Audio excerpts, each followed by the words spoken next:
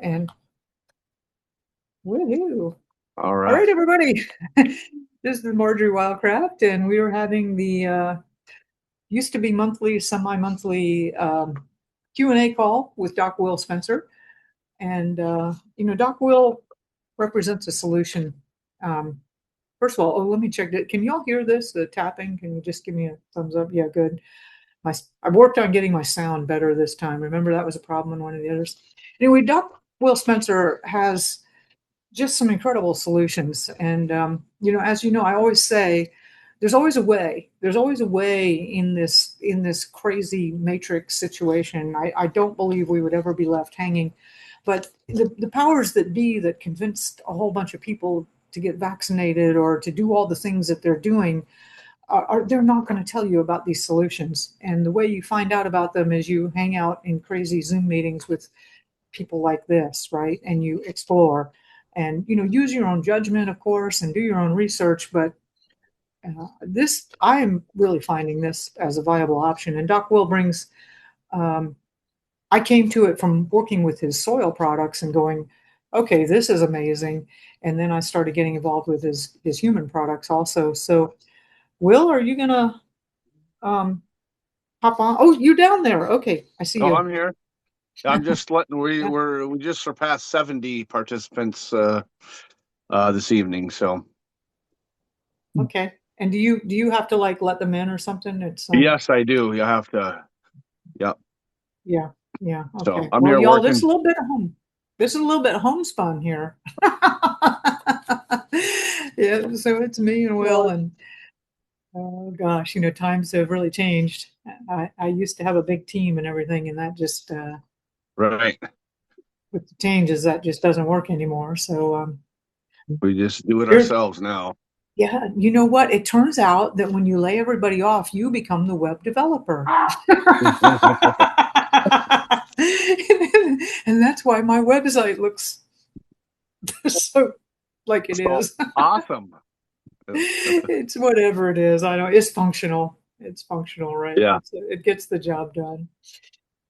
All right. Well, we had an awesome lineup of questions. And Yeah. do you want to start ripping with them, Will, or you're still working over there letting people in? Well, there's still people coming in. We're at 76. Okay. So there's some feedback. I don't know where that's coming from, or is it just me? I wonder, did you mute everybody? Or I'm going to, so you're going to have to unmute yourself. Okay, then here we go. Ready? okay.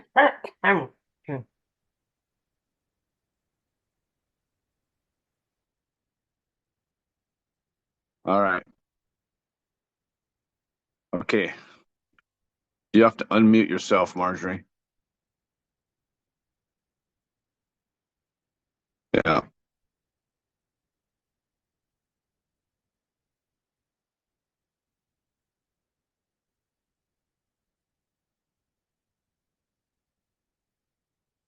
Okay. Where are you, Marjorie? I can find you and unmute you if I have to.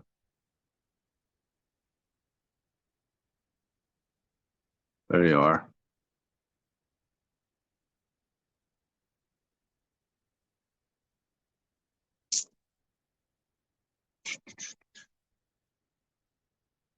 I got it. All right. Did that work? Yeah, I can Okay, hear you. good. Can you hear me now? Oh, I can hear you now. Yeah. Okay. Yes. Okay. Technology. You know that I don't know what it is. It's these little tiny menu things on the bottom. They're really hard to see. Oh well. All right. Let's Yes, rock they and are. roll. Yeah, let's rock and roll. And we got. And I totally will admit that I have very deep interest in this very first question. It was asked by Sherry Bellman. And Sherry, my dearest friend Mary, has the same thing going on, and I love Mary so much, and really hope that what Doc Will has to say is going to be something empowering. And Sherry asks, any recommendations on painful arthritis and non-diabetic peripheral neuropathy? What about red light, infrared, light therapy? Yeah, so have you got anything for help for neuropathy? I do. The main thing is, well, there's a lot of contributing factors nowadays. Malnutrition, no electrolytes, is the biggie. You can't have neurotransmitters production without essential fatty acids and electrolytes, which hardly anybody has electrolytes in their body. So those are the two things. Then you got hormone issues. That's like the blood sugar, um, non-diabetic neuropathy. I mean, there's chemicals in our environment that cause neuropathy. There is shedding that causes neuropathy now, we're finding out. I know we were talking about that before. A lot of people don't really agree or understand what shedding Oh, is Will, okay, you're going a little digital on us there. So in you were their just saying you papers. don't, yeah. What's that? Um, yeah, we'll get to the shedding in just a minute. You just went a little digital. Yeah, the shedding can cause neuropathy. There's a lot of different chemicals that can cause neuropathy. Um, so that's not an easy answer to a simple question. But So you definitely have products that can address the malnutrition and address the electrolytes and address like the detoxification of some of the chemicals. Is that correct? yeah, Okay. correct. Okay.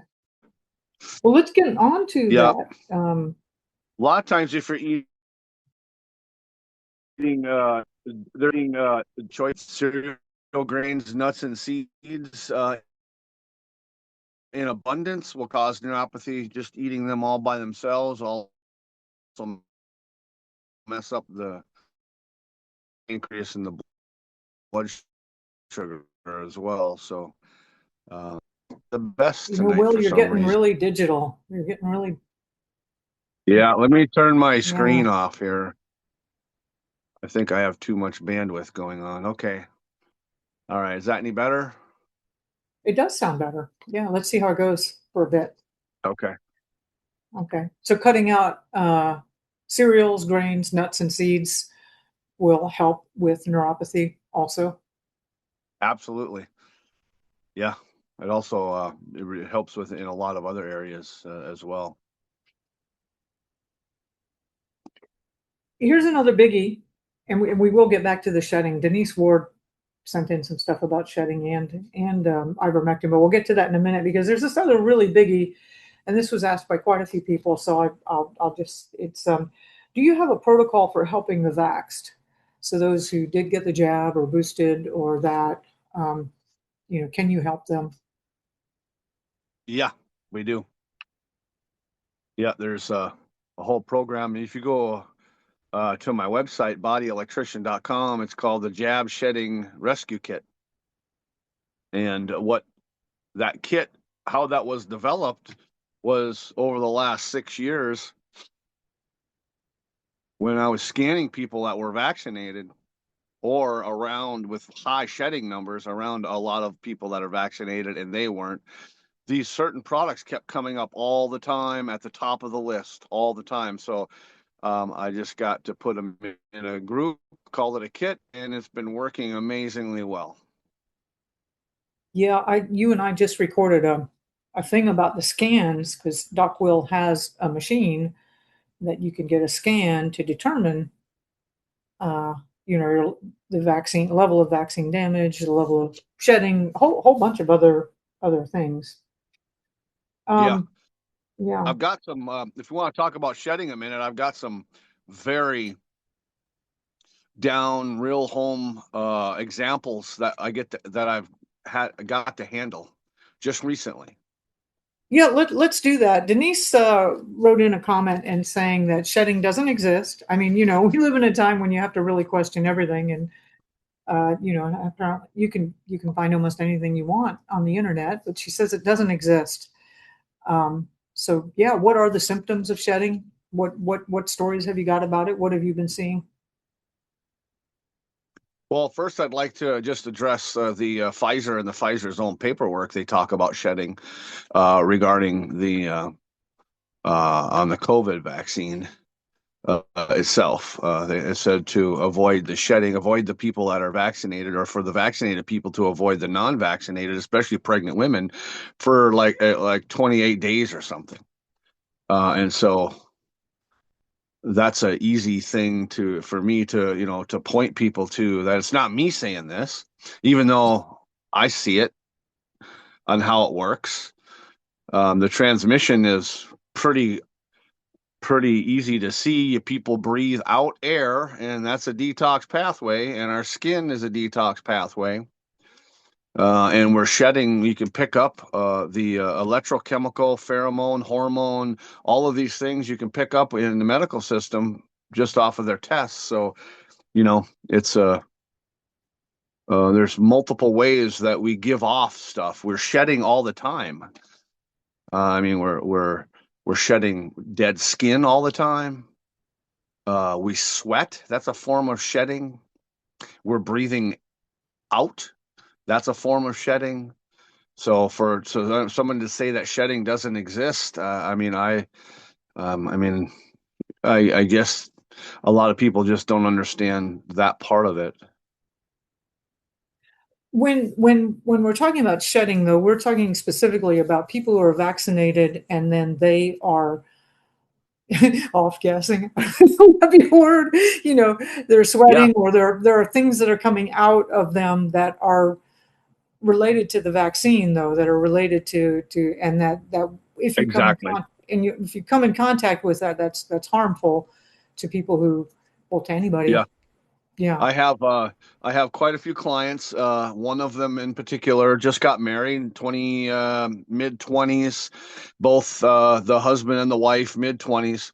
I've been dealing with the husband since he was about 12 or 15 years old. So I've known him non-vaccinated, totally not vaccinated at all, any vaccines. Married a woman that was fully vaccinated like a year ago. And now he's got tumors in his rectum, prostate cancer. He's got seizure problems. He's got, well, they're calling it cancer, of course. And he's got cognitive functioning decline like crazy. So had none of that before starting to date and then marry this girl. Wow. So Uh, and this is getting to be very common now.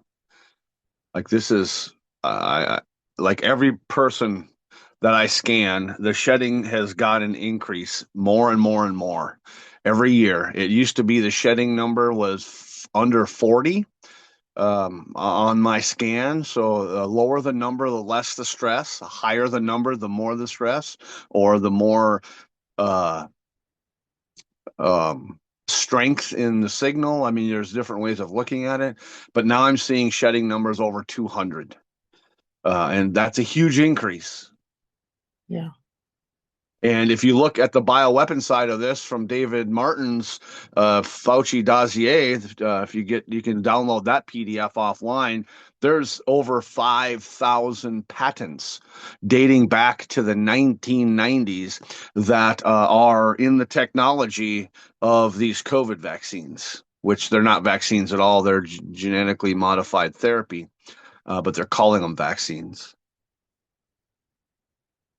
And so Wow. it's just there's so much information about the shedding thing out there. I don't even know how to address people that say it doesn't exist, because it's a very big problem, and there's a lot of information out there. You just got to look for it. Yeah. Well, let's I think there's that. So the shedding jab kit on bodyelectrician.com. So um, full confession, I've been on Doc Wil's program for 18 months now. So Um, I fully endorse this. So anyway, Maria asked your thoughts on donating blood as a strategy for removing microplastics from the body. Um, I don't agree with that theory at all because the microplastics don't reside in the blood fully. They get stuck in cellulite and inside of tissues and stored. All toxins, that's just one of the functions of the body, is it wraps it in cellulite and tucks it away until it can figure out how to deal with it later. And so, um, bloodletting is or giving out, donating blood is not does not really touch the cellulite stored toxins at all. And most of the toxins are stored in the cellulite, either intramuscularly or around the edges. So liposuction. Right. I mean that's a that yes. I mean if you want to get all technical, Marjorie. I don't want to do liposuction. That makes me nervous. I'll just Yeah. live with my fat. I'm good with it. Um, uh, I guess that is a concern though. If you do lose a lot of weight and you start burning up that fat, you really should have some detox pathways for or some ways to, you Yeah. know, yeah, yeah. That's a whole. I suppose That's that's a whole. the shedding jab shedding rescue kit. A lot of that is the stuff in there.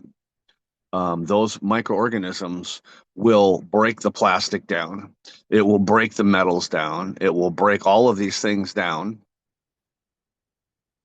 and not necessarily get rid of them, but convert them into non-harmful essential fatty acids and colloid minerals.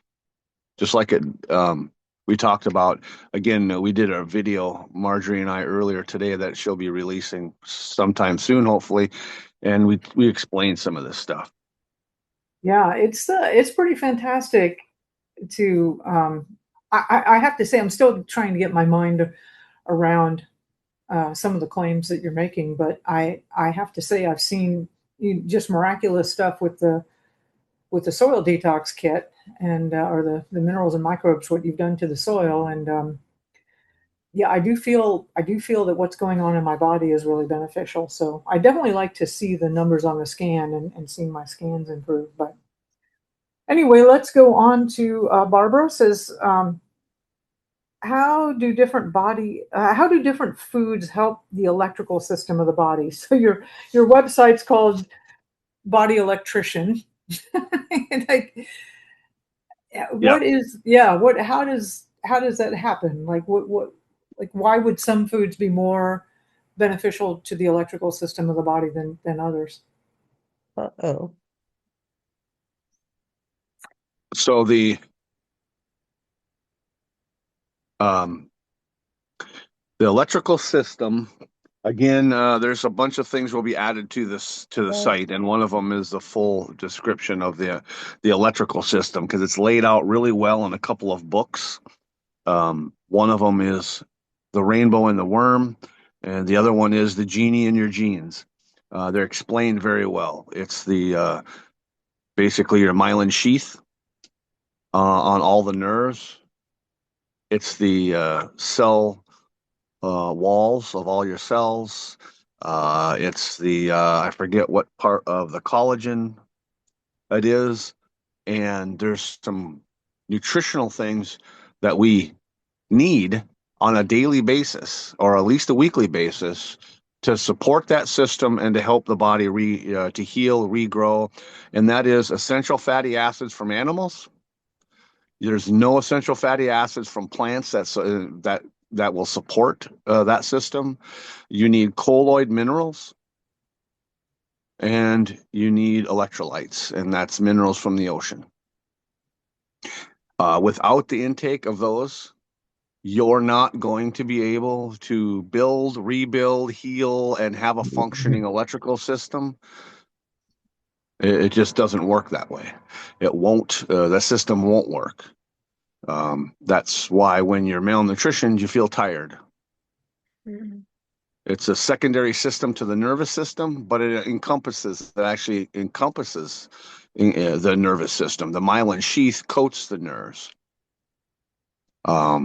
In the genie of the genes, it talks about the electrical system being the high speed, the high speed internet system of the body, where information travels at the speed of light, where nerves, the function of the nerves is much slower. Things travel, the information travels through the nerves much slower than through the electrical system. And so everything is based, from my standpoint, that's why the website is what it is, and my body electrician is, because everything is electrical first. The sperm and the egg are recognized, and there's an electrical recognition, and then there's an electrical spark when fertilization happens. Before fertilization, just a moment, just a part of a second first, they've captured this in view, with video, as well as with machines to read the signal. And before the fertilization is an electrical recognition and a spark gap, it happens at that moment. So before there's physical things, there's electrical things happening. It just happens to be there's a much overlap with electrical and physical, because we're biological, we're electrical, we're chemical, we're a biological computer, a biological battery. We're all these things simultaneously. I got to say that a title called The Rainbow and the Worm sounds like it's at my level. I'm going to pick that book up. I think I can handle that one. Does it have drawings? There's not. It's actually written by a very technical gal, and some of it's kind of a hard read, but you'll be fine. Okay. My first degree is in electrical engineering. I think most folks here have heard me say this, and I did okay. Graduated cum laude. I was so disappointed when I graduated. I was like, I don't know what I was looking for, but whatever I had just gone through, I knew wasn't it. I was like, these people are missing something major.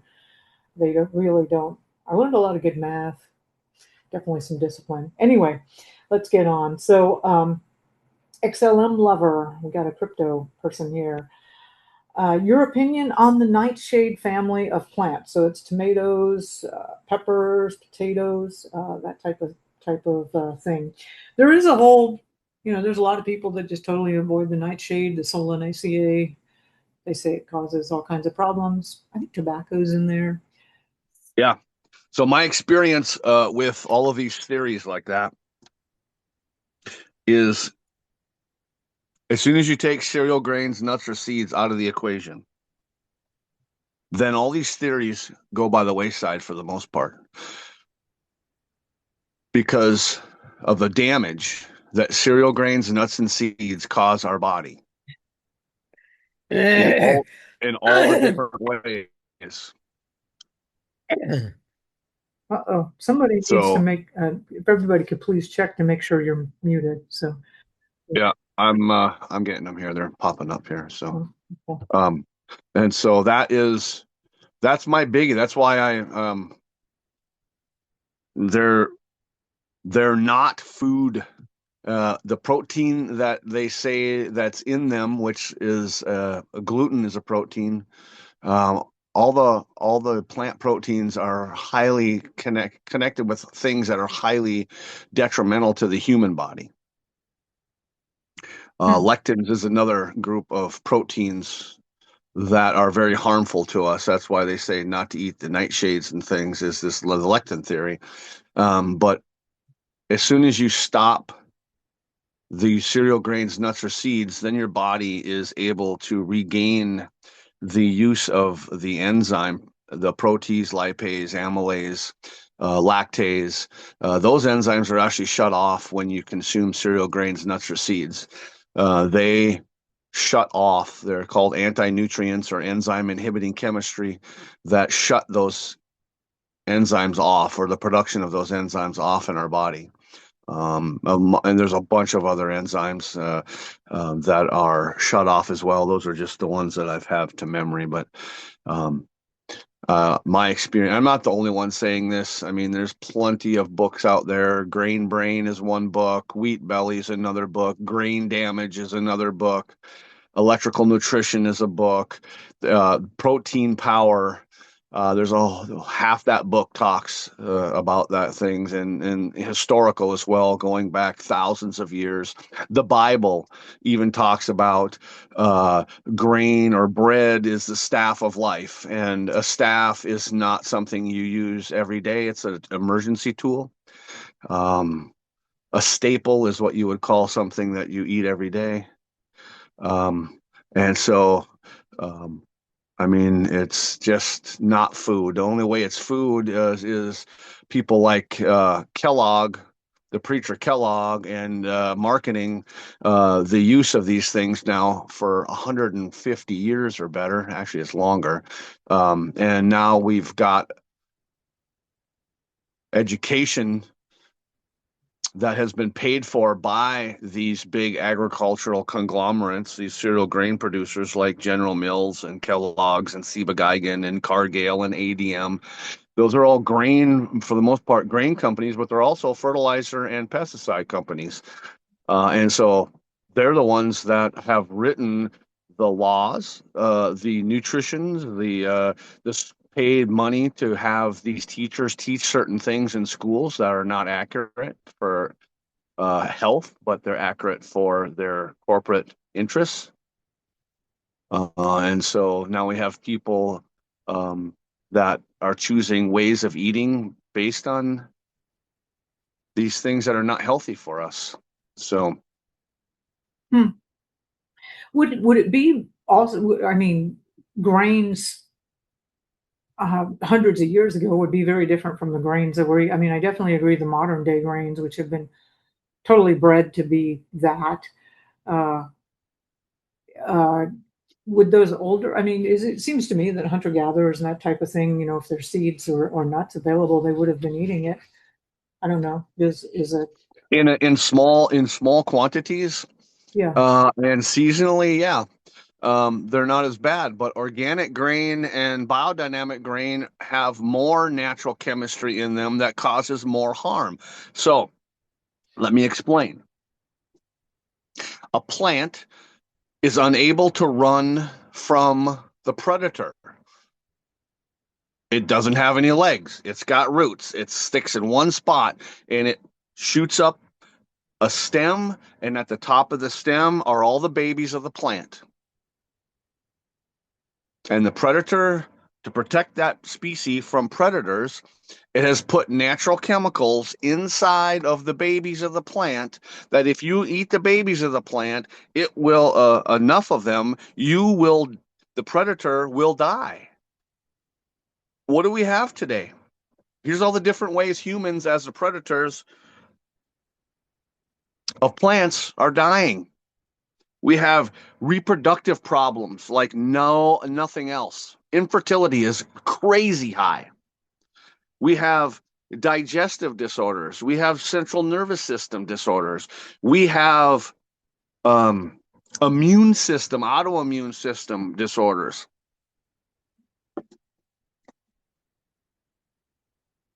Yeah.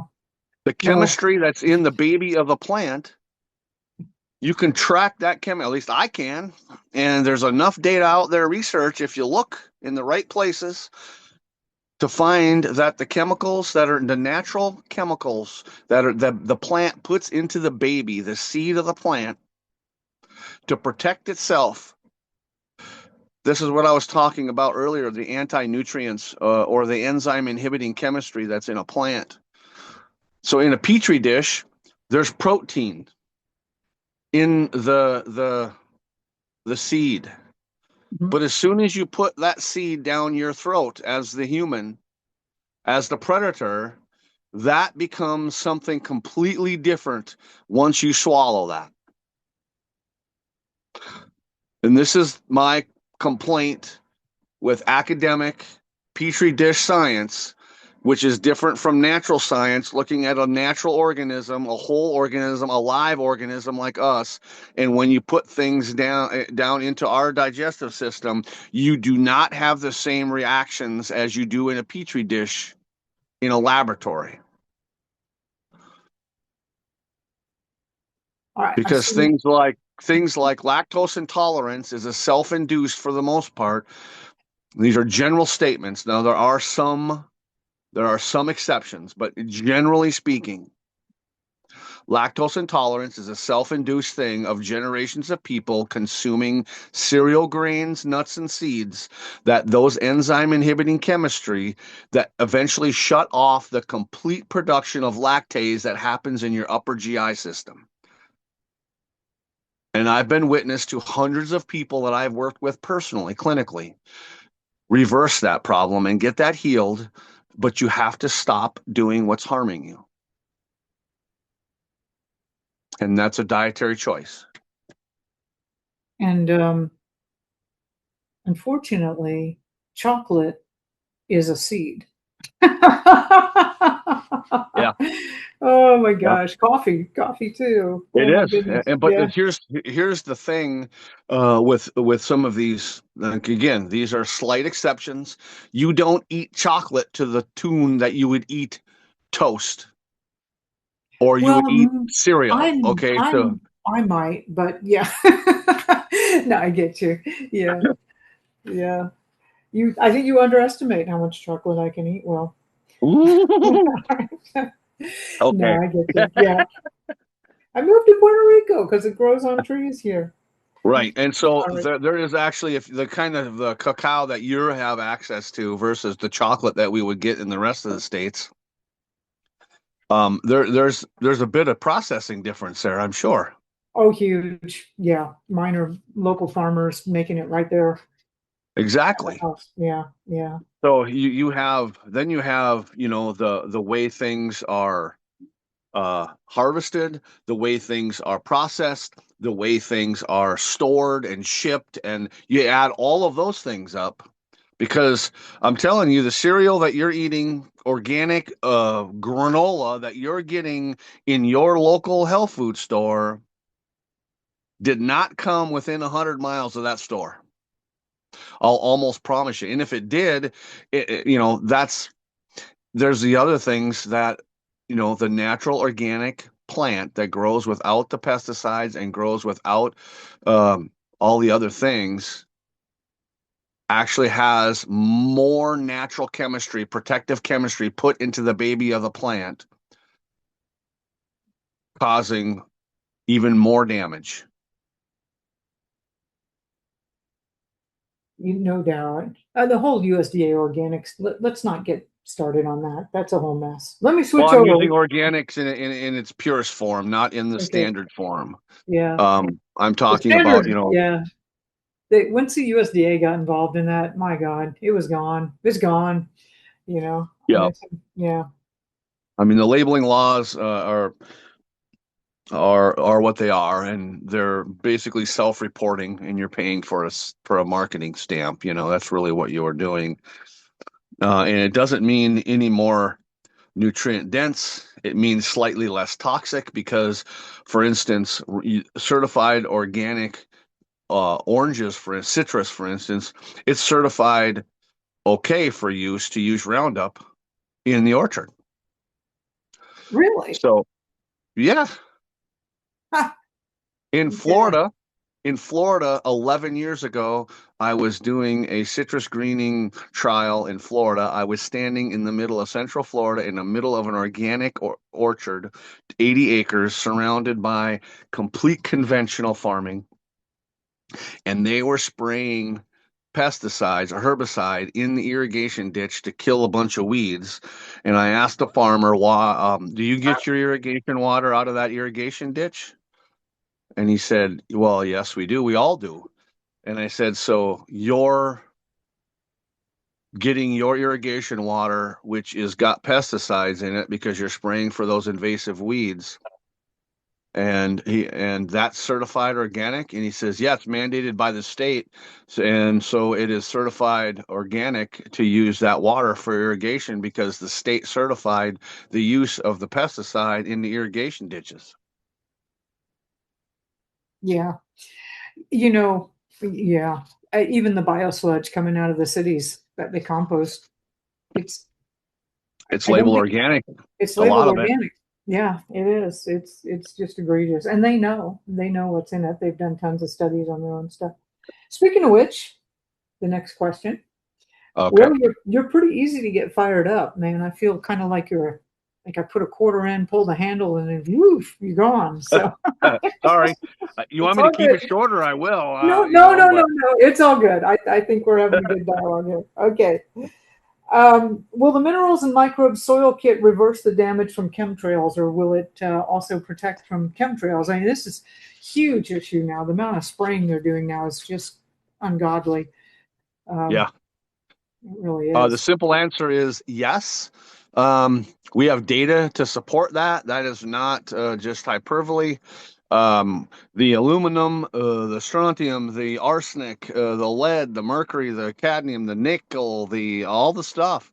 The products for the soil gets rid of the metals and converts them into essential fatty acids and colloid minerals Yep. in the I soil, which is feeding the plants instead of hurting them. That is a big leap. I'm going on that, and I really still want to do some more testing on that. But and you said you do have testing going on in different trials, and you've I demonstrated that. do. And I have Okay. data that's about the same time you did that PFAS study down there. We were doing studies over there in right after Helene with Billy Bond up there, and he's the one that did the metals and the radiation test for us, and we reversed all of that. Wow. I'm going to get in touch with Billy then and talk to him about that. See, I want to see. Yeah, but I believe you because I've seen. I mean, I've seen just amazing things that kit does. So and tie up your camel and trusting God and tie up your camel, right? So I'd like to do some Right. testing, right? Yeah. Mm-hmm. Okay, we already asked that. COVID vaccinated. Aren't probiotics destroyed when they hit the acidity of the stomach? Oh, I love that one. Yeah. Yeah. So the probiotics you buy in a store that you have to keep in the refrigerator that are lactic acid producing, like your bifidus, your Mhm. acidophilus, those kinds of strains are very sensitive to the stomach acid. Our microbes are not lactic acid producing. We don't. None of our microbes you have to keep in a refrigerator. They are shelf stable for a decade minimum, with no refrigeration at all. The whole refrigeration thing is because those organisms have been harvested out of dairy, usually. Mhm. Um, they are volatile to heat. Well, the inside of it's not just the acidity of our stomach, it's also the heat of our body is 98 point something. And that kills a lot of those as well. And so they have to keep those volatile and weak ones in the refrigerator to keep them alive. Um, Ours are what they call extremophiles. They live naturally in the earth in extreme conditions. They can live through 75 below zero. They can live through 130 degrees. They can live through 8,000 feet below the sea level, 20,000 foot high above the sea level, um, in all different kinds of conditions, high sulfur, high acid, high alkaline. So that's why there's 1,000 strains. We figured out how to keep them alive together. And when they're deployed into the environment, or when you take them internally to you, they will make it past the gut. Well, the gut would because be like, yeah, the gut would be not like totally lightweight compared to what you're talking about, those other conditions, you know? right. Yeah, the stomach acids would only like pH 2 or 3 or something like that. Ooh, yeah. Yeah, wow. Okay, here we got another one. Um, your thoughts on ivermectin. Now, this is another one Oh, I love this one too. I've seen some really in-depth research on Yeah. ivermectin where it was funded by Bill Gates and all the research was, and yeah, That's really not true because Bill Gates wasn't even around back in the 60s when the research was going on with ivermectin. So I love this because this is just coming out now. I've been in agriculture all my life, um, and I have just some family information about this. My father used ivermectin on the cattle in the 70s and on me. The kids, all the hired men. My dad had a pretty big farm. There was 13 hired people on the farm, and usually around certain times when we would do castration or cutting horns or processing the animals through the chute all the time, and he would worm them multiple times a year. And there's no way that ivermectin could cause infertility like they're saying. Otherwise, my father would never have been able to farm cattle like that, and I wouldn't have as many kids as I do because I hadn't been used on me for 50 years. Now, I do know where using ivermectin or fenbendazole could cause infertility. Because if you have an infection in your genitals, in your scrotum, in your prostate, in your fallopian tubes, in your ovaries, when you use an antiparasitic drug like that, the organisms can die, and then the organisms have to be liquefied and then moved out of the area in the killing and the digestion of an advanced infection or an advanced organism like a fluke, a roundworm, threadworm, hairworm, tapeworm, an organized, larger organism that is an infection in an area. As they die, they give off all kinds of very caustic acids before they die.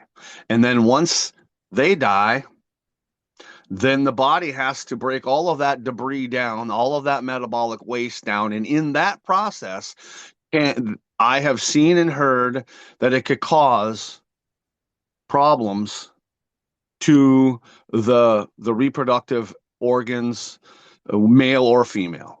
But ivermectin or fenbendazole in themselves, there is no damage to or no way of causing infertility by using those two drugs the way they were, the way they were intended to be used by the dosing. And I have, for myself personally, I've taken let's see, the maximum dose of fenbendazole I took for 12 months daily was 2,800 milligrams a day. I monitored my liver, my kidney, and everything weekly, and I didn't have any problems. There was no problems at all. Ivermectin, I've taken 80 milligrams a day for a year. That's 365 days. And same thing, no toxicity problems, no liver problems, no kidney problems, no nothing problems. And so personal experience and personal testing weekly for 2 years, I have not seen any problems at all. And in fact, if there was this kind of problem with ivermectin, the gentleman that won the Nobel Peace Prize in 2015 for fixing the problem in Africa of river blindness, which is a parasite that gets into the eye socket and the eyeball and the ocular nerve and all that. He won a Peace Prize in 2015 for using ivermectin in Africa. And so now in 2025 and 2026, for this information to come out that it's causing all these problems is just, it's not accurate. I don't follow that other than in 2014, Obama made it legal to give disinformation or wrong information or all overt psychological operations on the US citizens openly in any capacity on any platform, meaning on the internet. And we're suffering from that right now because there's a lot of information that is not accurate. It's strategically not accurate, and people don't understand what kind of a situation we're in when we're looking at the overt fooling disinformation campaigns that are going on right now. Fooling meaning psychological operations that are negative. Yeah. Well, I think Alex Jones nailed it a long time ago. Infowars. Exactly. We're in Yeah. Infowars. Yeah. Yeah. My goodness. It's getting harder and harder, especially with AI and all the platforms. And well, so there you have it. We did have a question that came up later on dose. What doses of ivermectin would you recommend for dogs or cats? Um, I forget who asked. I'll get to that later. We can just go ahead and answer it since we're on the ivermectin. I mean, we've got dogs and dogs, especially that weigh 3 pounds and that weigh 203 pounds. You're going to have a different dose. And I dose heavier than most people because I understand there's no toxicity to the actual drug itself. But you got to support the detox pathways with other things, probiotics, minerals, enzymes, because you'll clog up your detox pathways because most people's livers don't work right or kidneys. Most people are, their guts don't work right and in general. And so their detox pathways don't work right. So this is why I tell people you'll never, ever detox yourself to health. It's impossible if that's all you do is just try to detox yourself. It's impossible. You need essential fatty acids. You need electrolytes. You need minerals. You need food that's not going to harm you in order for your body to actually heal and detox, because healing is detoxing. You have to have the nutritional component to have the systems working right in order to do the detoxing. And a healing body will detox all by itself. Do you have a dosage recommended for a dog? If we're going to dose a dog with ivermectin, then we would also need to supply them with minerals and other things. Yeah. Right. And so dosages, and you're going to do 10 milligrams of 10 milligrams of ivermectin per 50 pounds. And I use 1% injectable ivermectin, which a quarter teaspoon is 10 milligrams. You're not injecting though. You're giving that, administering that orally, even though it is the bottle you get from the animal. Either way. Yeah. I mean, I prefer it orally.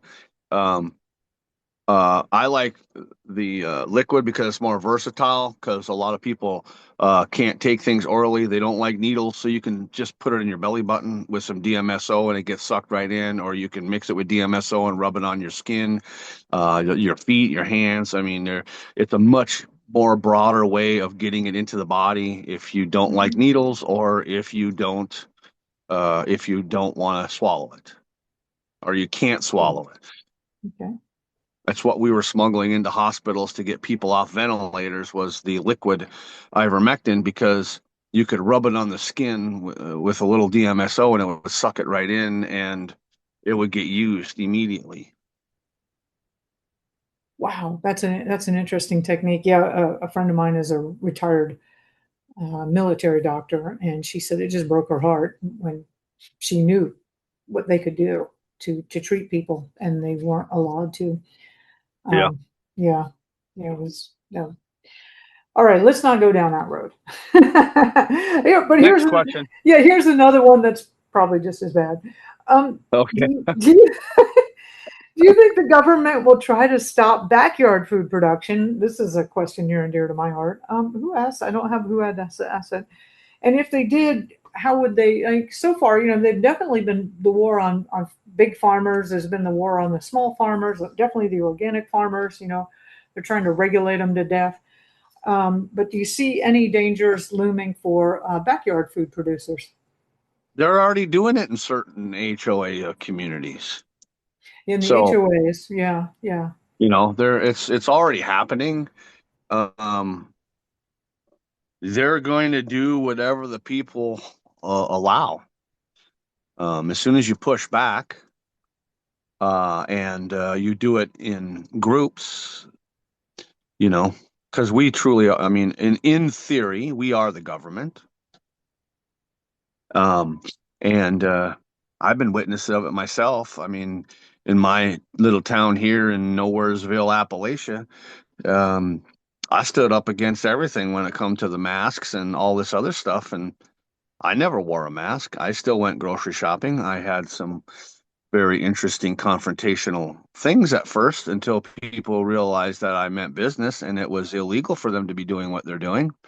And so, you know, it comes down to you owning who you are and knowing who you are.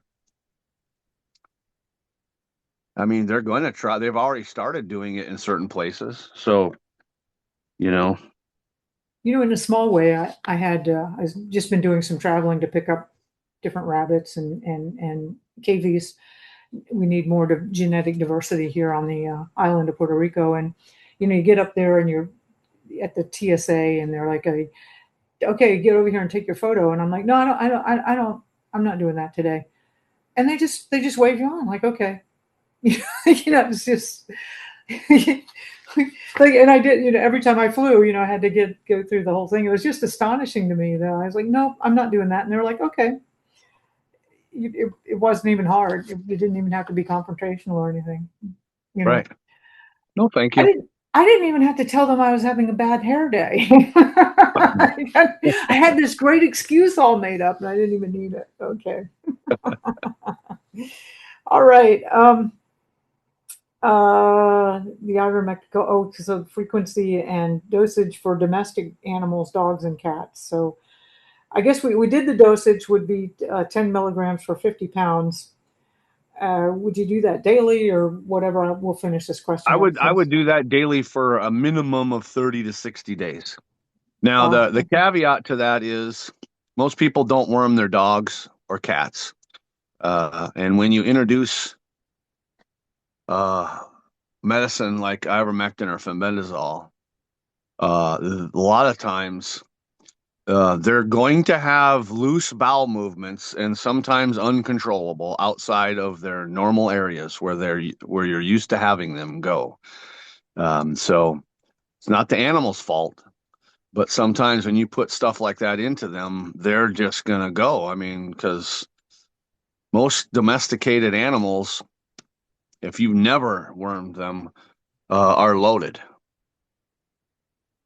And when they start dying, they'll just come out in mass. Oh, So you have to be aware of that, and you know, be aware you're going to have to manage. You're going to have to manage their poop and their pee. the Purina logs. Yeah. That's what we used to call it in the uh, primitive skills thing. Yeah. All right. Opinion to the let's see who Bob asked this one. Your opinion to the forever plastic particles inside your body. Um, have researched possible blend of high cation clays, eating the clay balls like the tribesmen of Africa did, or smear on the body with clay as part of a Native American purification ritual. Animals eat clay to ward off the damage done by toxins, even fish.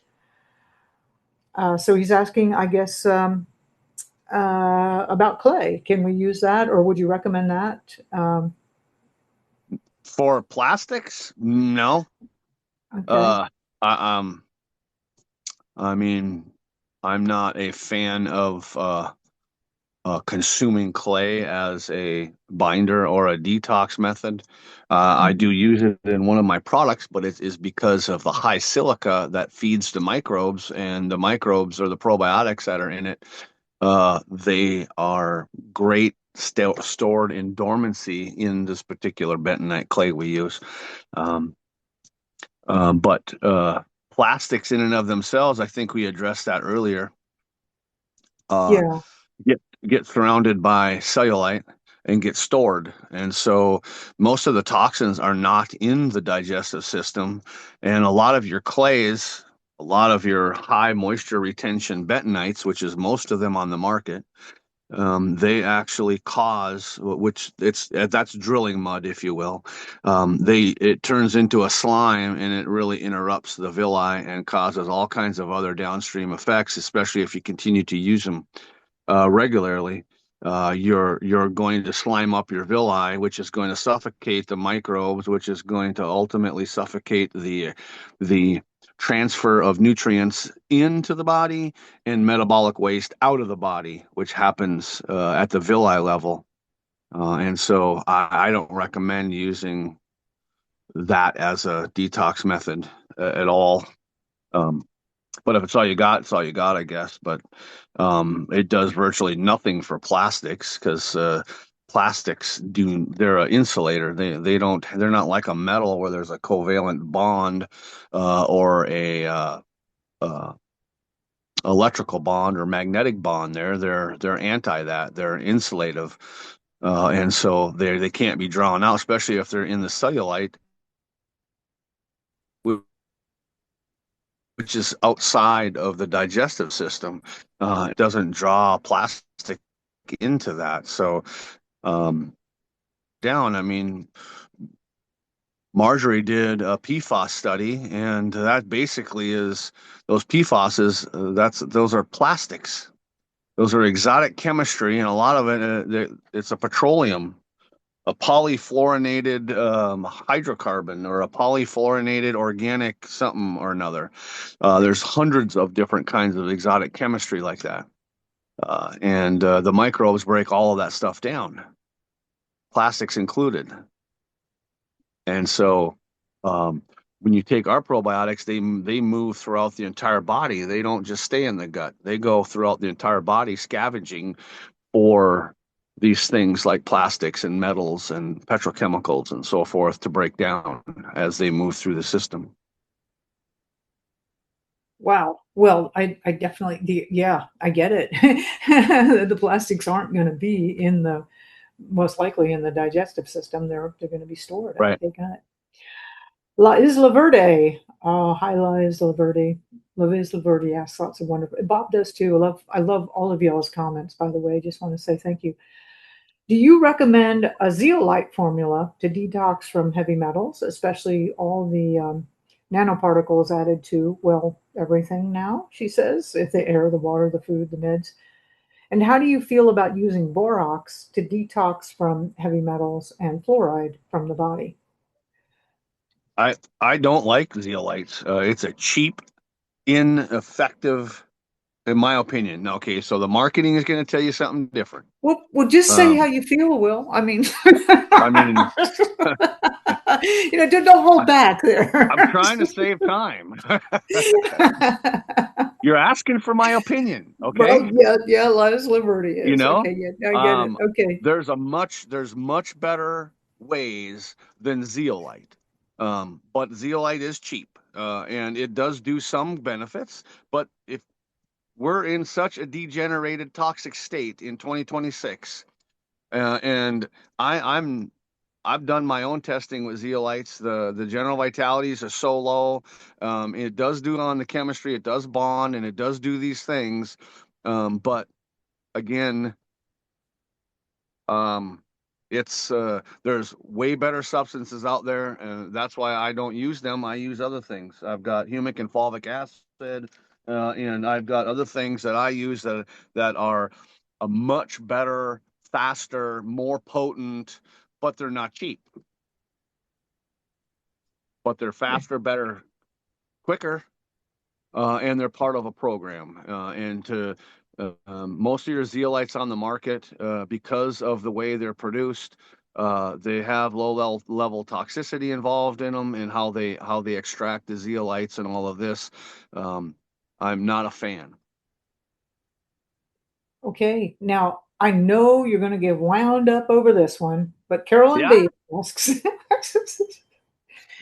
Carolyn B asks, what is your opinion about apricot seeds? And I do know I love apricot. this. Do you? I love this one.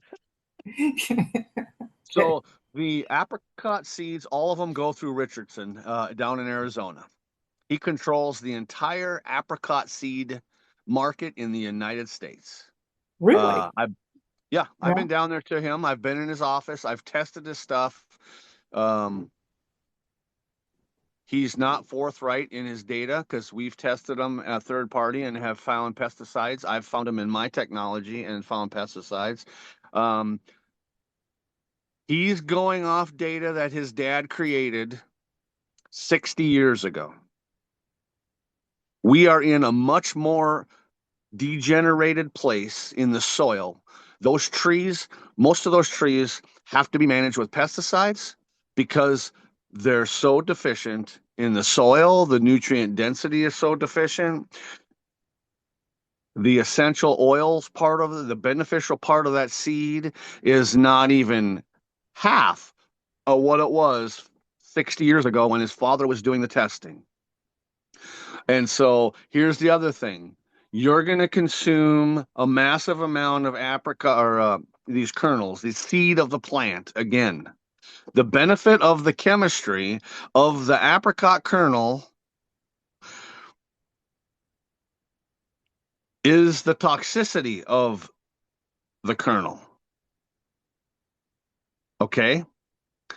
And so if you're willing to trash your guts by taking and eating as many kernels as they're telling people to eat today,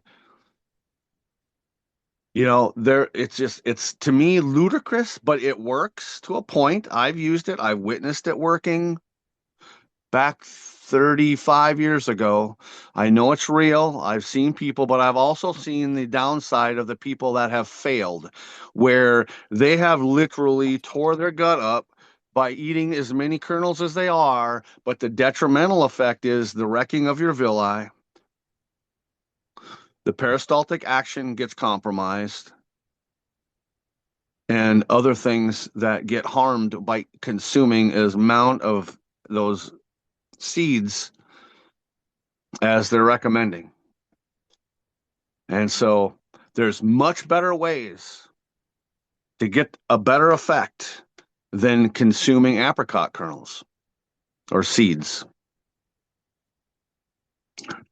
So you got to pick your battles. I mean, if that's what you're going to do, then, hey, go for it. But there's other ways of getting it done that you're not going to have to go through the risk of the long-term other damage that's going to take place because first of all, the cancer part of this is, especially now in the last 6 years, there's what the medical system is calling cancer is generally have a layer of infection that's associated with it. And apricot kernels do nothing for the infection side of it. And generally, you get rid of the infection and the cancer will go away a lot faster and easier. So there's a long-winded answer. Yeah, is Laverde. You got him wound up. Oh no, I'm sorry, Carolyn B. I'm not wound up. What are you talking? I'm trying to did a be good balanced today. Carolyn did a good job. She got all right. All right. So Richard asks, I hope I'm pronouncing that correctly, Richard. Are there any plant nurseries in Texas that produce stock using the minerals and microbes type program? through the growing cycle, which would make them very robust and disease resistant. So is anybody using basically the soil kit to raise plants with? Are you aware of, especially in Texas? Not that I'm aware of. Yeah, I don't think many people are really using that I've yet. got ranchers. I got quite a few ranchers in Texas that are using it on their pastures for their cattle. But not that I know of that are nurseries that are raising plants for sale. Yeah. Well, there's a whole business for you, Richard. There's a whole, I mean, we got so much opportunity, really, and you're absolutely right. Makes a huge difference, especially if you're going to get your vegetable starts from somewhere. Makes a huge difference as to how they did it versus the Bonnie plants. Yeah. Bonnie plants, horrible. All right, now here is another one. Gosh, now who is this? Might be Richard. Oh yeah, this is Richard. And I'm going to read this. It's a little bit longer. So the sun is hotter, whiter, and burns the skin, unlike in the past. He says, I know Dane Wigington, producer of The Dimming, has stated that the UV-C portion of the spectrum, the anti-life portion hitting the Earth's surface, Uh-oh, has Marjorie, I increased. can't hear. Uh-oh, can you hear me now? Yeah, you want to start over? You cut out there a little bit. Okay, great. The sun is hotter, whiter, and burns the skin, unlike in the past. He knows Dane Wingington, the producer of The Dimming, has stated that the UV-C portion of the spectrum, the anti-life portion, hitting the Earth's surface has increased significantly. And he's just wondering whether the filters that they're spraying in our atmosphere are causing this change, and if it also perhaps blocking out the healthful, the life-supporting infrared and near red portions. And I do want to give one little tiny bit of background that he mentioned here.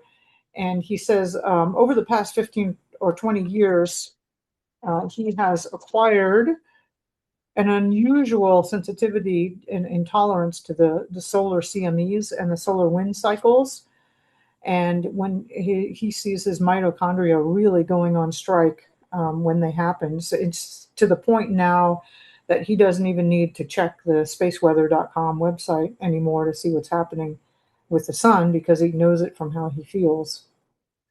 He becomes completely dysfunctional, having any physical or mental energy. Knowing what to do on a daily basis. So the sun, is that on your radar, or these issues of the UV-C intensity and the reduction of the other beneficial lights? Is that something? Yeah, 100%. Yeah. Yeah, it is. And if you look at the patents, I mean, it's not even a conspiracy thing. I mean, it is uh, it's patented. That's what they're doing. It's not a mystery. Okay. Yeah. I mean, I know Dane. We float in the same areas, and that is not a mystery.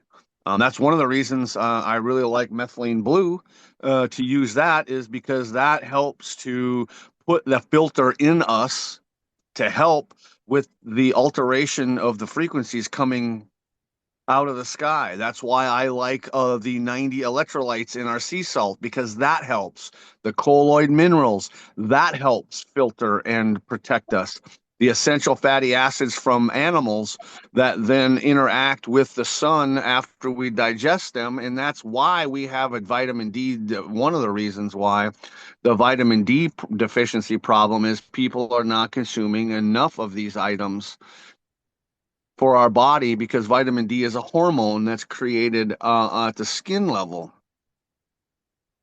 And if you don't have the ingredients inside of you and the sun hits you, you're not going to get the hormone vitamin D production properly. And so taking a vitamin D pill, that is, I mean, I used to have a had truck, and I had a hazmat endorsement on my license, and you had to have that hazmat endorsement to haul vitamin D palmonate, which is a preservative. That's what they put in milk. It's also now what they put in pills and sell it as vitamin D. It's a preservative. That's why it works. It kills infections in your gut. It's not the same vitamin D that your skin makes, though. Huh. Okay. Well, I get it. Yeah. Again, that retired military doctor is a friend of mine. I was telling her my vitamin D levels are always low, and I get it tested pretty regularly. Right. That's such a crucial thing to know about, like your immunity. And she said, the sun. And I said, here I'm living in Puerto Rico, and I maintain a nice tan most of the time, and my vitamin D levels, they just don't seem to be correlated to the amount of sun I'm getting. And she said, she's done all kinds of testing, lifeguards all summer in the sun, low vitamin D levels. So, um, so I hear what you're saying, that it's not just the vitamin D levels, that it's this whole complex of needing all kinds of nutrition. I hadn't realized that's why you put the methylene blue in there, though. So that helps, huh? It's just one of the benefits. Yeah, Okay. because methylene blue, one of the benefits of methylene blue is when it's in your system, it interacts with the sun, and that's part of how it ramps up your ATP, your cellular energy production. Is it basically, if kind of like a plant, you get photosynthesis happening. Well, we have a type of photosynthesis, for a lack of better, complicated technology or verbiage. We have a similar thing going on with the sun, but we don't have the components inside of us to make it happen. And methylene blue just happens to be one of those things that kind of amplifies light as it's coming in. It doesn't necessarily have to be red light. It does also amplify the benefits, even though we're getting filtered sun mostly now in this country from the spring. There's still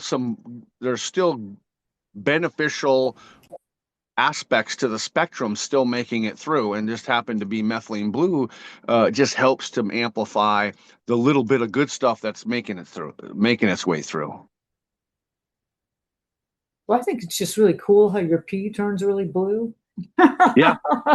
Well, mine's usually fluorescent green because I take vitamins and things as well. So um, it's only blue a short period of time, but mostly brilliant green. Okay, yeah, my color distinctions aren't that good, but okay, it's definitely a very dark, cool color coming out, and which it looks kind of cool. Anyway, I'm hoping my compost pile likes it.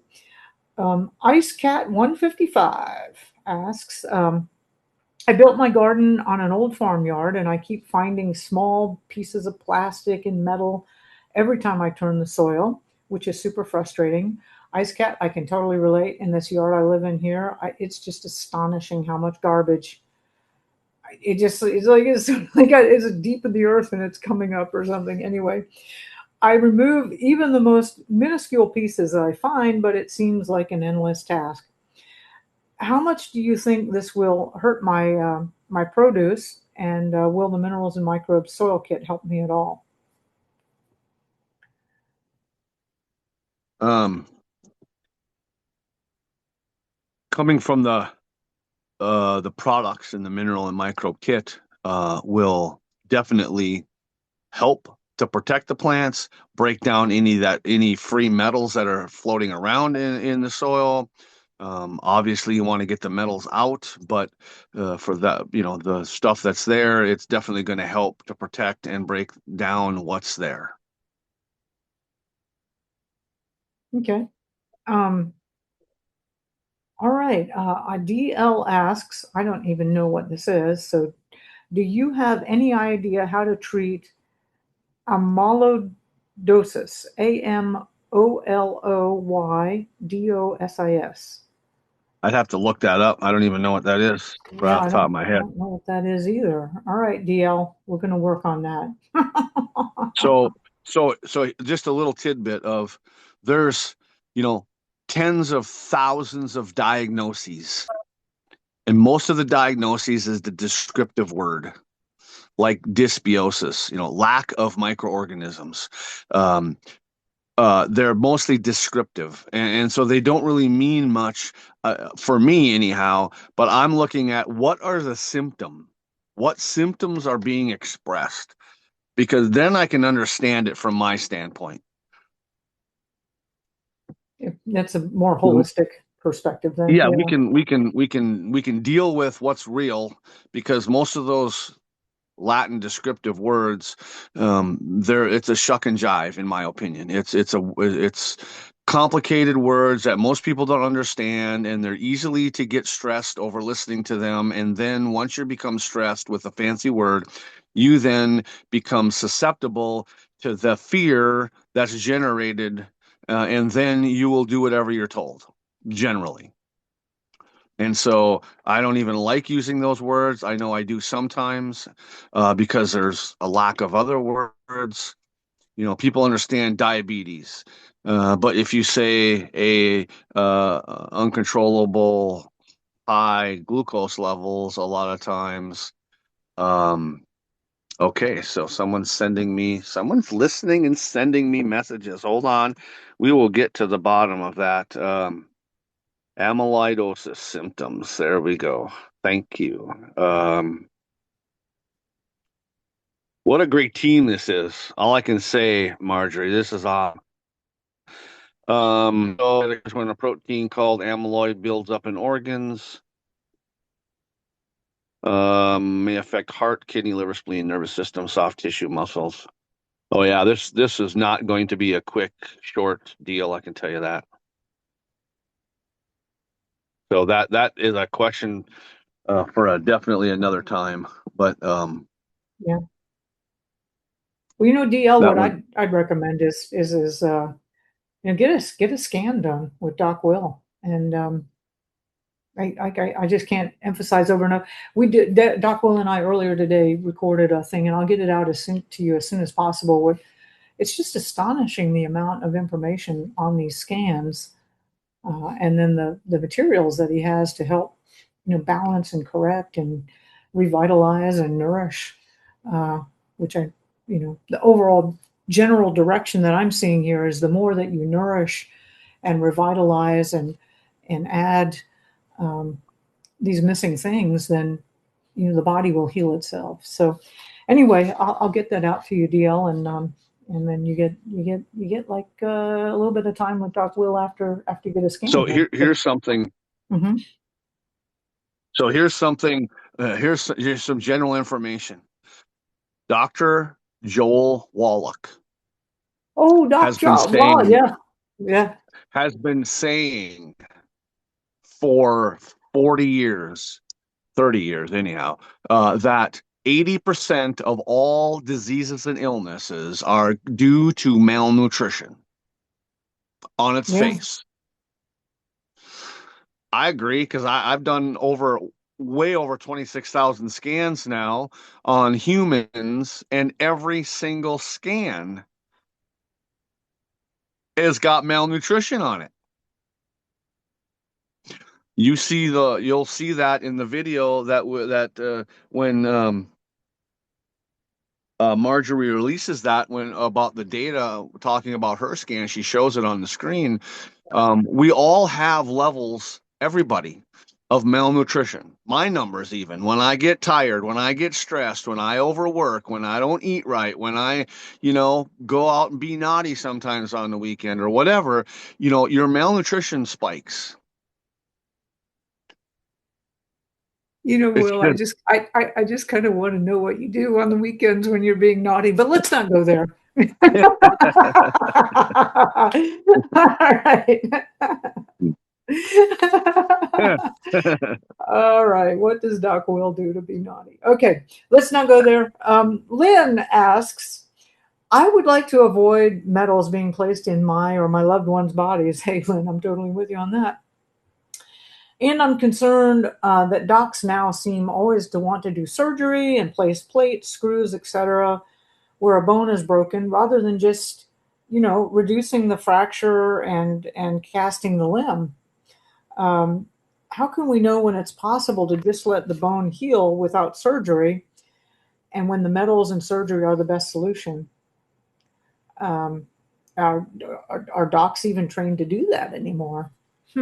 Yeah, that's a little dilemma because especially the younger doctors, they don't know about a lot of that, the naturaler ways or the less intrusive ways. But when you get a bone, like I had one of my stepsons have a log get launched, a 12-foot log, 16 inches in diameter, fell and then hit something and got launched into his leg. Oof. And it literally turned his bones into particles.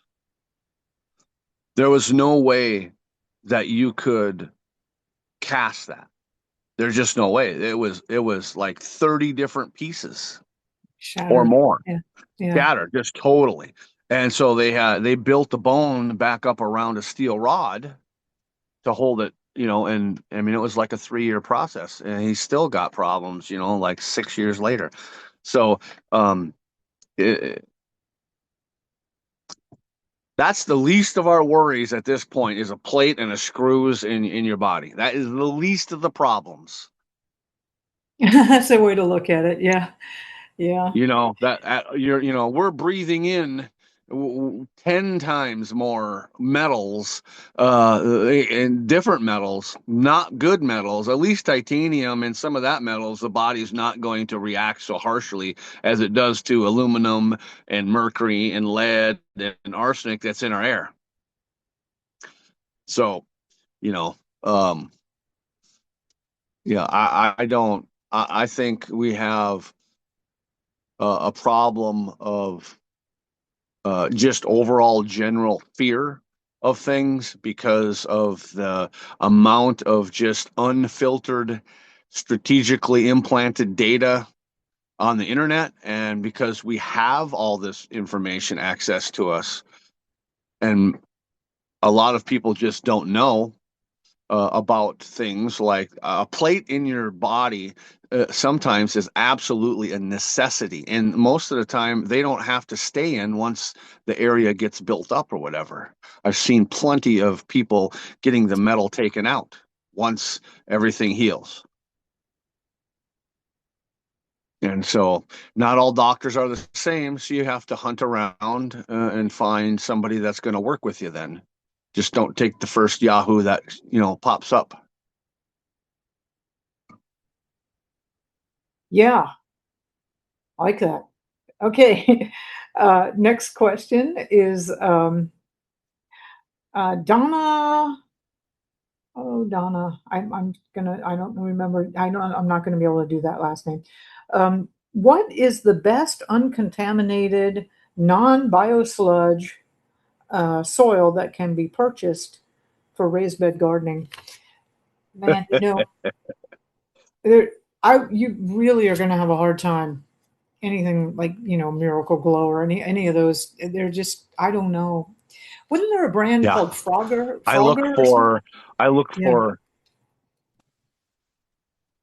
I don't know. I mean, it's a little different. I've been all around the country and I check things out like at Lowe's or Home Depot or at some things just to, you know, just because that's just what I do. And, I would never do a Miracle Grow or whatever. There's usually one off brand that all it has is some potting soil, mulch, or fill soil or whatever. I'll take that before I take any of Scott's or any of the Miracle Grow or any of that other stuff. And the other thing is that the components in the box, that the minerals and micro box, pretty much eliminates the problem with all of that stuff.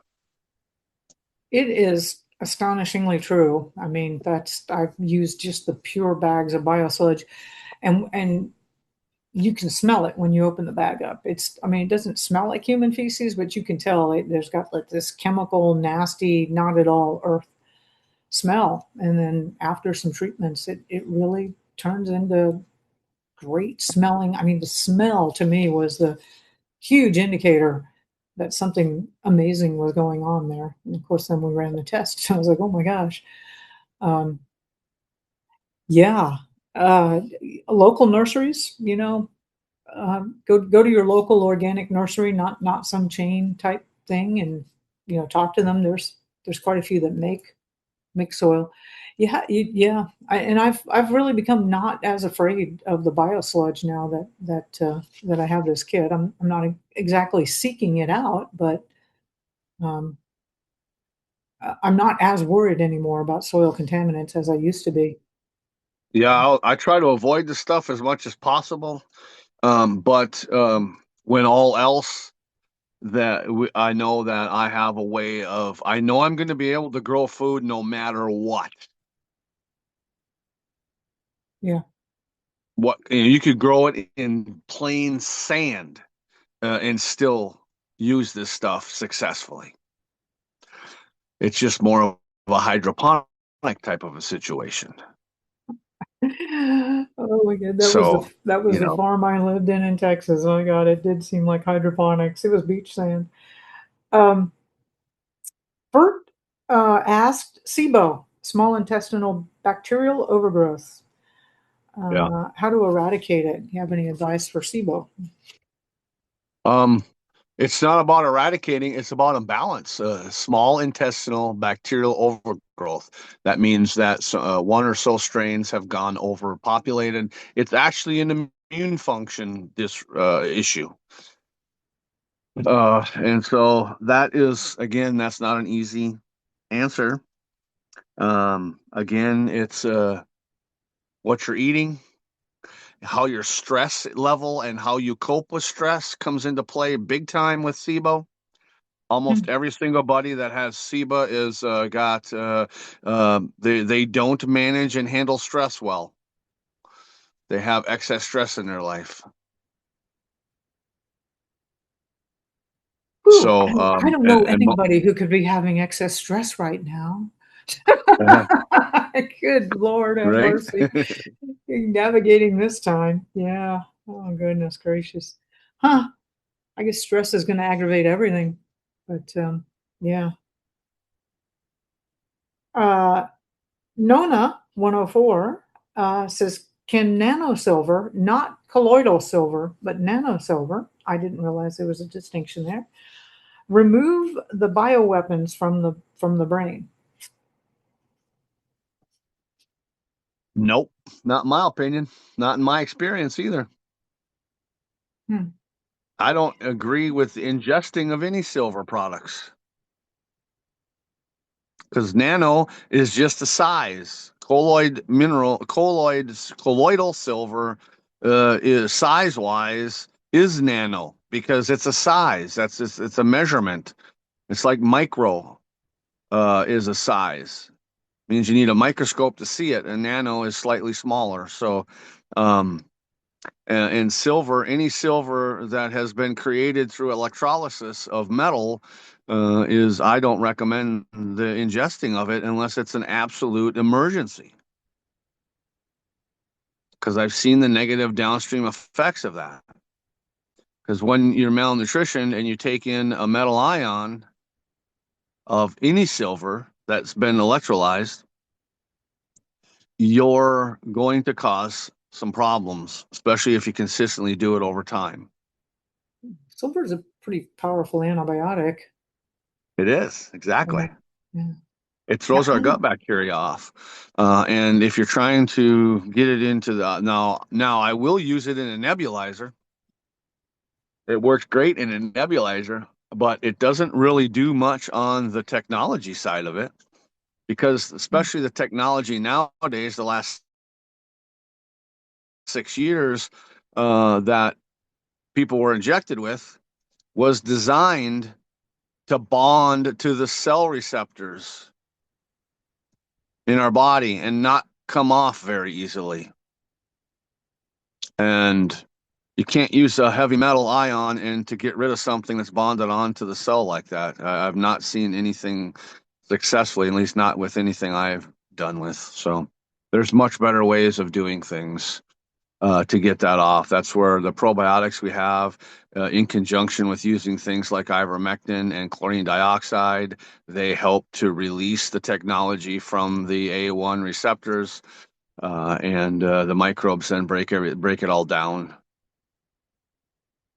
So When you said using it in a nebulizer, that would be like for the respiratory system. respiratory system or the Yeah. okay, sinuses, that kind of. Colloidal or nano or whatever. Silver works really good that way. That's a really good way, because you're not putting it in the gut, causing an imbalance there.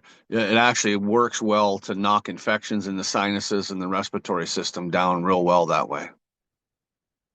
That makes a lot of sense. It is pretty powerful antibiotic. I've seen it used in water filters, very effective. And I knew that Yeah. personally because we had lots of young boys in the pool, and young boys are filthy. It's just amazing. Anyway, Reese asked. Oh, now you're getting sexist, are we, Marjorie? All right. Yeah, I'm not sexist. That's just reality. It really is. They are teenage boys. Don't get me started. Okay, teenage boy. Okay, now Yeah. that's more No, believable. I didn't. Yeah, no, I'm sorry. I should have clarified that. Uh, I love my son. I love all his friends. Oh my God. Thank God we're over those years. All right. Anyway, Reese Yeah. asks, are coffee enemas, if done correctly, beneficial to detoxing your body? If so, what is So what much is of the it's correct way a to little take bit them? about our culture. She looked good in the white suit, and Uh-oh, they all somebody. go, Yeah, hold on. Let me get that. Exactly. And that note, that was actually written by White House counsel Now, Hold on. Eric Hirschman, Where did it who go? called me early on in the investigation. He started talking. I didn't even know about the note. I got it. He's the one who brought it to me, and he said, "Look, I'll send you samples of my handwriting. I wrote." my goodness. Now, if you're going to be here, you need to be here. Don't be listening to that nonsense. Yeah, How can you have I two got it things going muted. on? How do you have two things Yeah, going on at once? That would they're drive me nuts. Yeah. multitasking there. You know, multitasking is the Yeah. biggest load of bullshit on the planet. And I used to be the biggest champion for multitasking ever. And I've realized that's another one of those crazy myths. So anyway, let's get back to coffee enemas. Coffee enemas. I know them intimately. I've I've used them. My Yeah. family Uh-oh, Will, we've lost you there. my family has used them back in the 80s. They actually went down to the old Gerson. Oh, Yeah. you lost me? Yeah, Can no, you hear you're me? back. Yeah, I can. You're back now. Hello. Yeah, we can hear you now. Oh, Yep. okay. Whoops. Sorry, I'm chatting Oh away. yeah. The Gerson juicing, man, I remember doing Am that. I? And he had coffee enemas. Yeah. Yeah. Yeah, and so it works for its purpose, but it's definitely not it's an emergency thing. It's Uh-oh, an Will, emergency we're thing. losing you. Several people, my aunt three, did extensive coffee enemas over long periods of time and ended up with peristaltic muscle action where they couldn't have a bowel movement without some kind of laxative or something or an enema because their bowels got lazy. And you overstimulate the liver that way. It's not it's to me, it's not a good way. In emergency, it's fine, once or twice, but to continually use it, a couple times a week or so, no way. Ongoingly, no. Uh, it's not, it's not good in my opinion. I've seen too many people damaging the peristaltic muscle, damaging their villi of their intestinal system, actually causing so much stress to the liver that it causes other problems. Yeah. I am not a fan of it. It does not work that way. Again, that's one of those theories out there. You're never going to detox yourself to health. You have to do other things like nutritional supplementation and dietary restrictions. Yeah. Well, you know, Will, we've been at this for quite a while, and that was the list of all the questions that we'd gotten ahead of time, or most of them. Okay. Yeah, so I'm thinking we should wrap wrap this up. I keep forgetting to tell people when they go to Body Electrician, if you use the code GROW, you'll get a 15% discount um, on the supplements and things there. Marjorie, there's Yeah. some questions in the chat that have been repeated several times. There's somebody who wants to know how to lower his very high cholesterol. There's some other things in there. There's quite a bit going on in the chat. Yeah, I don't have the chat open. Why don't we why don't you give us a couple of those? We'll let you be the moderator then, and we'll do a couple of more. But it is getting pretty late, so Okay. Will, what do you have for to say about somebody who, I don't know what his numbers are in terms of very high cholesterol, but he's wondering how to get it down. I like to see numbers. I like to see cholesterol somewhere as close to 500, 600 as possible. This whole cholesterol lowering thing is a medical fraud, in my opinion, to make people sick. Our brains are made of it. Our cholesterol is a protein. Cholesterol we need to heal. Cholesterol, you have to have it. And this idea of low cholesterol. Now, this is a general statement, mind you, because there are some, once in a while, there's some things you don't want a high cholesterol, but in generally speaking, there's plenty of other information out there to support what I'm saying. One of them is in the book called the Cholesterol Con. It's very well defined in there. If you're going to the medical doctor and they want you like 100 or whatever, very low cholesterol, then and they want to get you on whatever drug they want to force that cholesterol down. If you want brain damage, then you want low cholesterol. And how about triglycerides? Do you feel the same about them? If you were not consuming cereal, grains, nuts, or seeds, then the whole LDL and the triglycerides and that conversation doesn't even exist. And what levels of vitamin D do you like to see in the blood? I don't even test for vitamin D. I mean, you don't? Because no, I don't. Because everyone's vitamin D deficient, but everyone also does not take in enough animal fat and essential fatty acids from animals to even get up there. They don't have enough electrolytes in their body. So that's why I'm saying everyone needs certain things in their body. And to supplement vitamin D, is the vitamin D that you're supplementing with is a preservative marketed as a beneficial thing. And so I don't even participate in that. Because if you got essential fatty acids from animals, if you get a full spectrum electrolyte and colloid mineral, and you're not eating cereal, grains, nuts, or seeds, you're going to make vitamin D properly. And it's cholesterol. Even though the sun is being filtered. And it's cholesterol in our skin, correct? That we make the vitamin D? It's a hormone. But yeah, yes. But we have to have cholesterol in our skin in order to make it, correct? Correct. Someone is wondering about the shelf life of DMSO. She's had a roll-on for 5 years. She's wondering if it expires. I think it's pretty stable. I'd say as long as it's sealed and it's out of the direct sunlight, it's pretty stable. And using it, even though it's degraded, is not going to hurt anything. Right. It's just not going to be as strong. And we were having discussion in here about, I put in about the difference between grass-fed beef versus grain-fattened beef. Wild meats and grass-fed beef have healthier fats, omega-3s that are non-inflammatory versus the inflammatory that you get with grain-fattened. Do you want to discuss that? And so that goes along with the hoax of the whole cholesterol thing. I mean, it does. It also...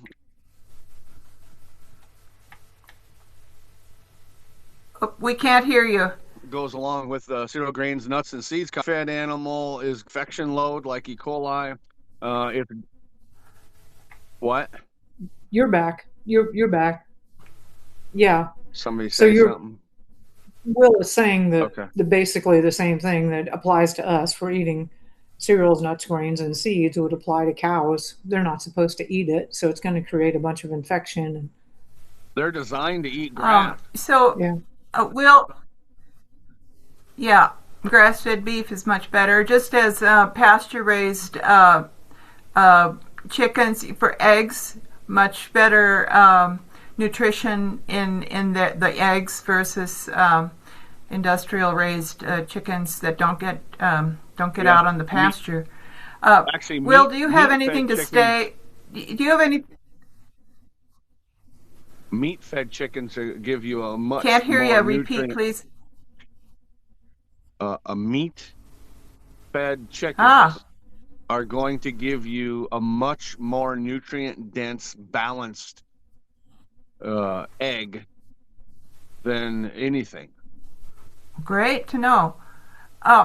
Will, do you have anything to say about the wireless radiation, dirty electricity, man-made EMFs, and how they are messing up our bioelectricity, the voltage-gated calcium channels, relating to oxidative stress, all kinds of problems with the brain and the heart, etc.? Oh, yeah. We are electrolyte deficient, colloid mineral deficient, and we are essential fatty acid deficient, which is going to give us more environmental frequencies that we're with. Boy, can you Essential repeat? Fatty acids, colloid minerals, and from electrolytes. Different. I have the same signal. Is you guys not hearing me? It's choppy. So you're saying all three of those things are needed to protect us from the man-made EMFs? Not just protect us, but be able to not be sensitive to it. Have you treated people with EMS? EMS, as in Electromagnetic scan, sensitivity, people who are severely disabled with it. Have you been able to reverse it? Yeah, it usually takes 8 months to a year. And because it's a malnutrition problem in general. And do you find magnesium is one of the main things? No, not at all. That's one mineral out of 78 minerals. That's one electrolyte out of 90 electrolytes. And so, no, actually, if you take magnesium without 12 other minerals, you're actually going to cause yourself problems. That's why I don't recommend taking individual minerals. So was your My main minerals are sourced. They're sourced full spectrum. So the main protocol for those with EMS was your three things: the electrolytes, the colloidal minerals, and the essential fatty acids. On the nutritional side, And then, yeah, but that's only part of it. And then what else do you do for them?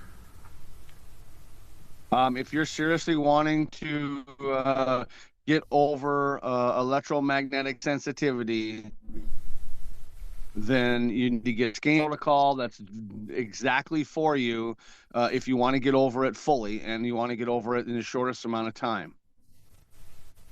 And like I said, that's around 8 to 12 months for an adult, generally. And to make an appointment with you, is that what you're saying? You can do a remote one? A scan you're talking about? Your part of your answer got interrupted again. So the protocol is to do those three things and for about a year. No, that's not the protocol. The protocol is generated from the scan. And it's customized, individual for you. If you want to get over it in the shortest amount of time. Yeah. And what is the scan? I don't know what the scan is. Well, that's how Doc Will starts all of this, and he'll we had gosh, I got to post up that other video on it. And if you go to the Body Electrician, is that up already, Doc Will, for people to sign up? And that's you'll basically he'll do a whole scan on your system. You go to Body Electrician. We're missing part of your reply. So can this be done remotely? It's all done remotely. Yeah, and Dover, your volume is really loud, so it's okay. Okay, sorry. Yeah. I'm shouting, I guess, because I can't hear him very well. Well, the way it works is it's all remote. You'll send him a photograph of yourself, after you've done whatever forms to have all that work, and then he runs a whole analysis with you on a machine that he has that it has 4 Tesla coils in it, and it's a really interesting etheric technology that has apparently been around for like 150 years or something. It's just not 101 commercially available. Okay, 101. So so that's what he uses, and then he's developed all these different protocols, and Doc Will has really, it's just amazing the ways he has sourced the different components that he has for getting the nutrition in, like the salt. It's unbelievable, or the fulvic and humic acids, or the probiotics, or where the extent he's gone to make sure that they're absolutely clean, and that it's a holistic, it's a whole food basically.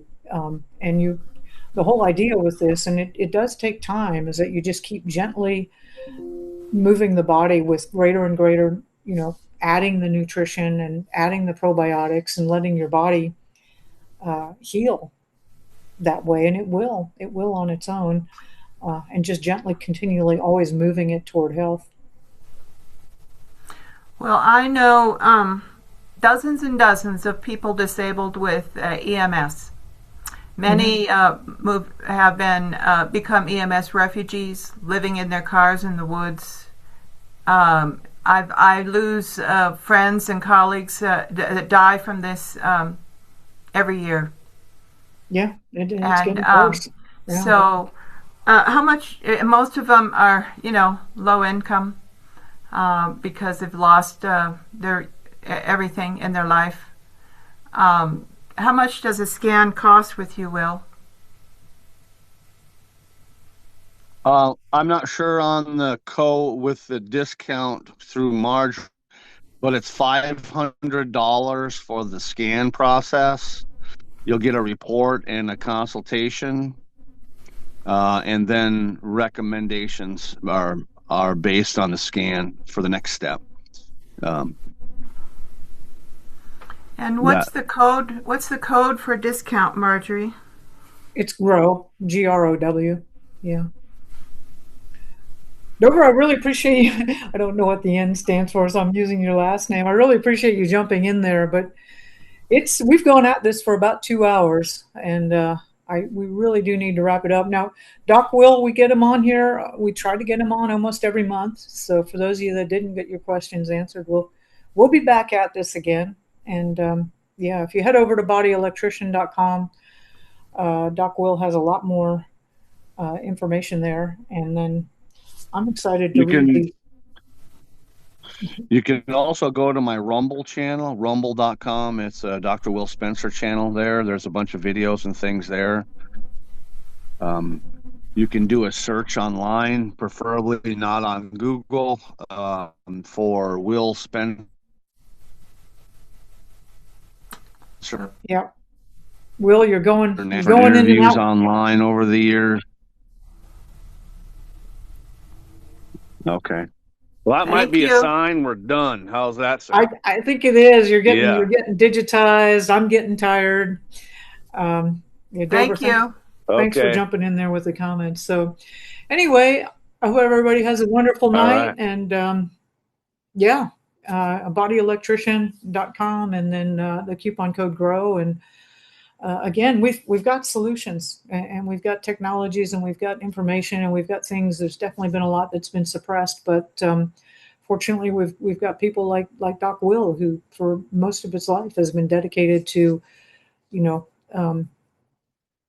really looking at health in the way that we should be having it. So anyway, good night, everybody. Really appreciate you coming on. And as always, I'll see you on another video. All All right. righty. Thank you, Marjorie. Thank you, everyone, for joining us.